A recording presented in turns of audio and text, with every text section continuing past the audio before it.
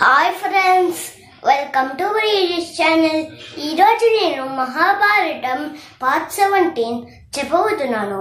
ఒకవేళ మీరు before parts చూడాలనుకుంటే టాప్ రైట్ కార్నర్లో క్లిక్ చేయండి. ఫ్రెండ్స్, పార్ట్ 16లో అడిగిన ప్రశ్నకి 7 సరైన సమాధానంని ఇచ్చారు. అర్జునుడు జయద్రథుడిని చంపాడు అని కౌరవులు అర్జునుడిని చంపాలి అని కోపంతో రాత్రి వీడనే యుద్ధం చేస్తారు. అప్పుడు విరాటరాజు మరణిస్తారు. కృష్ణుడి సలహాతో భీముడు తన పుత్రుడైన ఘటోత్కచుడిని పిలుస్తాడు. ఎందుకంటే ఘటోత్కచుడు ఒక రాక్షసుడు. రాక్షసులకి రాత్రి వేళ ఎక్కువ శక్తి ఉంటుంది. అప్పుడు ఘటోత్కచుడు కౌరవుల సైన్యంని నాశనం చేసేస్తాడు. ఆ సమయంలో భీముడు 30 మంది కౌరవులని చంపేస్తాడు. ఇప్పటి వరకు భీముడు 80 మంది కౌరవులని చంపేస్తాడు. కౌరవ వీరులు ఎవ్వరూ ఘటోత్కచుడిని నిలవరించలేకపోతారు. అప్పుడు దుర్యోధనుడు కర్ణునితో ఇలా అంటాడు, నీకు ఇంద్రుడు ఇచ్చిన దివ్యాస్త్రంతో ఘటోత్కచుడిని చంపేయమని అడుగుతాడు.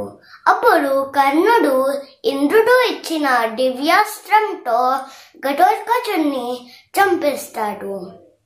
ఈ రాత్రి యుద్ధంలో ఘటోత్కచుని వలన కౌరవుల సైన్యం ఇంకా పాండవుల సైన్యం సమానం అయిపోతుంది. యుద్ధం 15వ రోజున పాండవులు ద్రోణాచార్యుడిని చంపాలి అని వ్యూహంని వేస్తారు. వ్యూహం మధ్యలో ద్రోణాచార్యుడు ద్రుపదుడిని చంపేస్తాడు.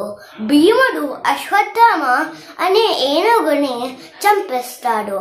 అప్పుడు ధర్మరాజు ద్రోణాచార్యుని దగ్గరికి వెళ్ళి ద్రోణాచార్యునితో ఇలా అంటాడు, అశ్వత్థామ కుంజర అతః. ధర్మరాజు కుంజర అని మెల్లగా అనడం వల్ల ద్రోణాచార్యునికి అశ్వత్థామ అతః అని వినిపించింది. తన పుత్రుడు చనిపోయాడు అని తన అస్త్రాలన్నింటినీ త్యజిస్తారు. అప్పుడు ధృష్టద్యుమ్నుడు ద్రోణాచార్యుడిని చంపిస్తాడు. ద్రోణాచార్యుడు చనిపోయిన తరువాత కౌరవులు కర్ణుడిని సైన్యాధిపతిగా నియమిస్తారు. ఫ్రెండ్స్, ఈరోజు ప్రశ్న ఏమిటంటే ఘటోత్కచుడిని ఎవరు చంపారు? మీ సమాధానం కామెంట్ సెక్షన్లో తెలియచేయండి. ఈ వీడియోకి ఇంతే ఫ్రెండ్స్. నెక్స్ట్ పార్ట్లో చెప్తాను. Bye friends.